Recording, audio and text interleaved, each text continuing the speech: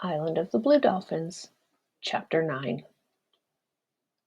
I do not remember much of this time except that many suns rose and set. I thought about what I was going to do now that I was alone. I did not leave the village. Not until I had eaten all of the abalones did I leave, and then only to gather more. Yet I do remember the day that I decided I would never live in the village again. It was a morning of thick fog and the sound of far-off waves breaking on the shore. I had never noticed before how silent the village was. Fog crept in and out of the empty huts. It made shapes as it drifted, and they reminded me of all the people who were dead and those who were gone. The noise of the surf seemed to be their voices speaking. I sat for a long time seeing these shapes and hearing the voices until the sun came out and the fog vanished. Then I made a fire against the wall of the house. When it was burned to the earth, I started a fire in another house. Thus, one by one, I destroyed them all so that there were only ashes left to mark the village of Galasat. There was nothing to take away with me except a basket of food. I therefore traveled fast, and before night fell, I reached the place where I had decided to live until the ship returned. This place lay on a headland, a half a league to the west of Coral Cove. There was a large rock on that headland and two stunted trees. Behind the rock was a clear place about 10 steps across, which was sheltered from the wind, from which I could see the harbor and the ocean. A spring of water flowed from a ravine nearby. That night I climbed onto the rock to sleep. It was flat on top and wide enough for me to stretch out. Also, it was so high from the ground that I did not need to fear the wild dogs while I was sleeping. I had not seen them again since the day they had killed Ramo, but I was sure they would soon come to my new camp. The rock was also a safe place to store the food I had brought with me and everything I should gather. Since it was still winter and any day the ship might return, there was no use to store food that I would not need. This gave me time to make weapons to protect myself from the dogs, which I felt would sometime attack me, to kill them all, one by one. I had a club I found in one of the huts, but I needed a bow and arrows and a large spear. The spear, which I had taken from the slain dog, was too small. It was good for spearing fish and little else. The laws of Galasat forbade the making of weapons by women of the tribe, so I went out to search for any that might have been left behind. I went first to where the village had been and sifted the ashes for spearheads, and then, finding none, to the place where the canoes were hidden, believing that weapons might have been stored there with the food and water. I found nothing in the canoes under the cliff. Then, remembering the chest the Aleuts had brought to shore, I set out for Coral Cove. I had seen that chest on the beach during the battle, but did not remember that the hunters had taken it with them when they fled. The beach was empty except for rows of seaweed washed in by the storm. The tide was out, and I looked in the place where the chest had lain. It was just below the ledge Ulape and I had stood on while we watched the battle. The sand was smooth, and I dug many small holes with a stick. I dug in a wide circle, thinking that the storm might have covered it with sand. Near the center of the circle, the stick hit something hard, which I was sure was a rock, but as I dug deeper with my hands, I saw it was the black lid of the chest. All morning I worked moving the sand away.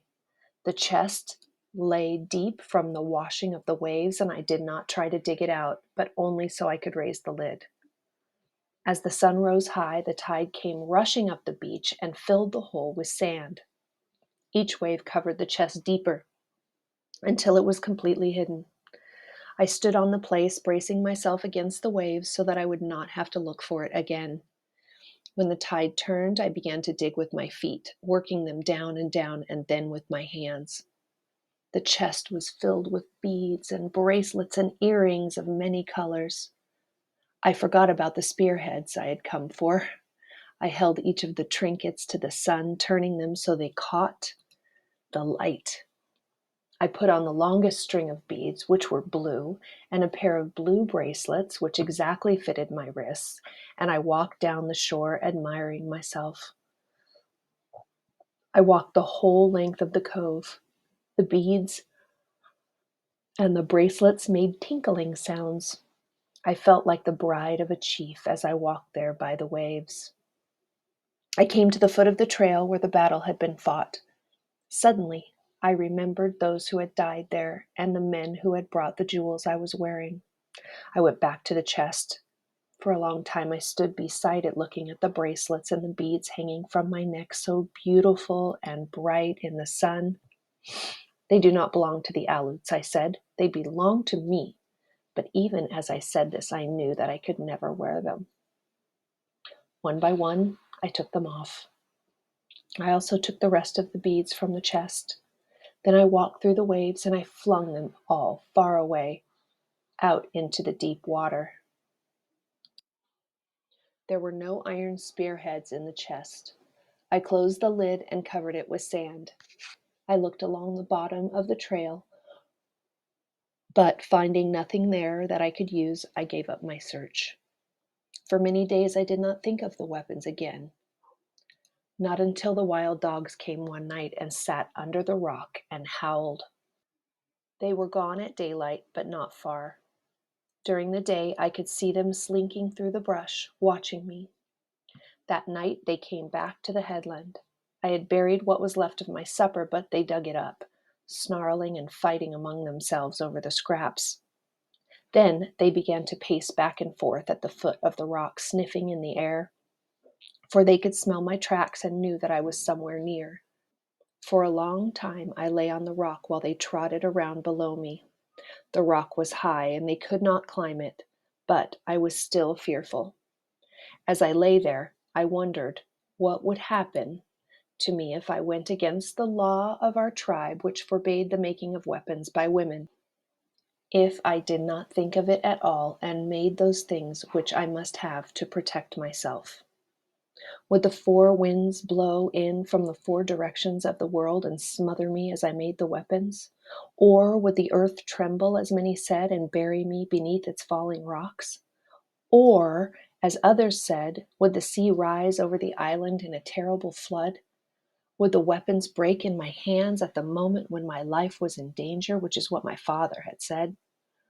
I thought about these things for 2 days, and on the third night, when the wild dogs returned to the rock, I made up my mind that no matter what befell me, I would make the weapons.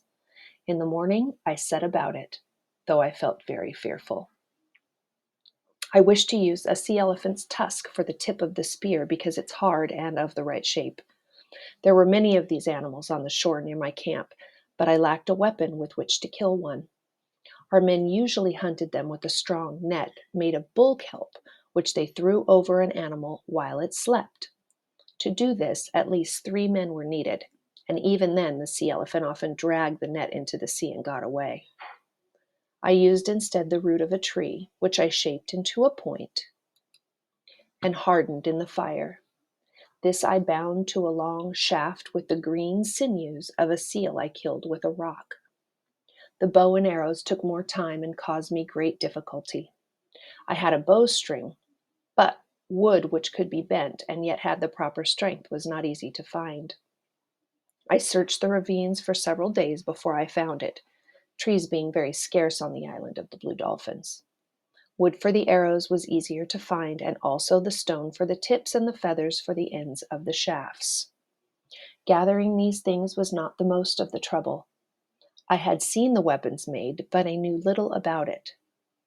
I had seen my father sitting in the hut on winter nights, scraping the wood for the shafts, chipping the stones for the tips, and tying the feathers, yet I had watched him and really seen nothing. I had watched, but not with the eye of one who would ever do it. For this reason, I took many days and had many failures before I fashioned a bow and arrows that could be used. Wherever I went now, whether to the shore when I gathered shellfish or to the ravine for water, I carried this weapon in a sling on my back. I practiced with it and also with the spear. The dogs did not come to the camp during the time I was making the weapons, though every night I could hear them howling.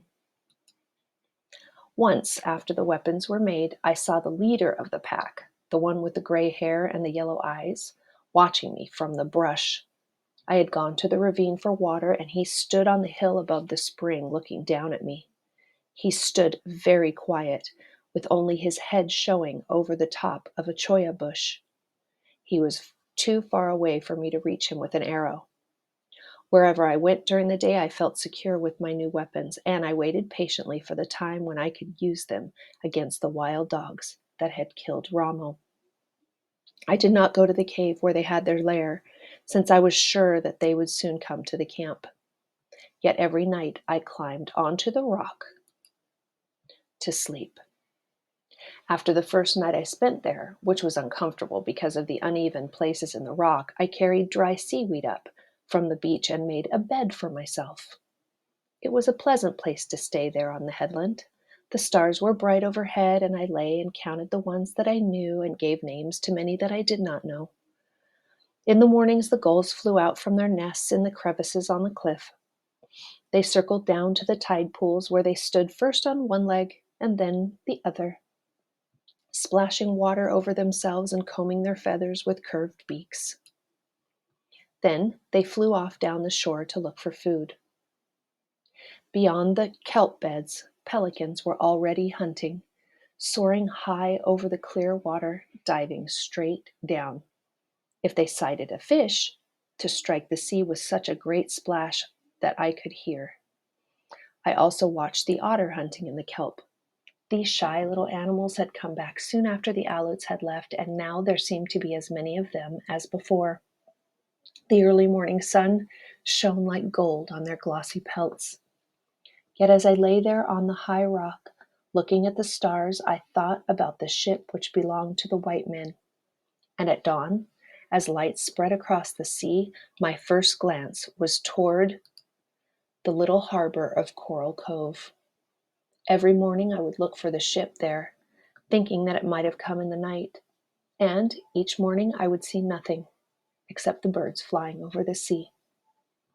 When there were people in Galasat, I was always up before the sun and busy with many things. But now that there was little to do, I did not leave the rock until the sun was high. I would eat and then go to the spring and take a bath in the warm water. Afterwards, I went down to the shore where I could gather a few abalones and sometimes spear a fish for my supper. Before darkness fell, I climbed onto the rock and watched the sea until it slowly disappeared into the night. The ship did not come, and thus winter passed, and the spring. And that's the end of chapter 9 of Island of the Blue Dolphins.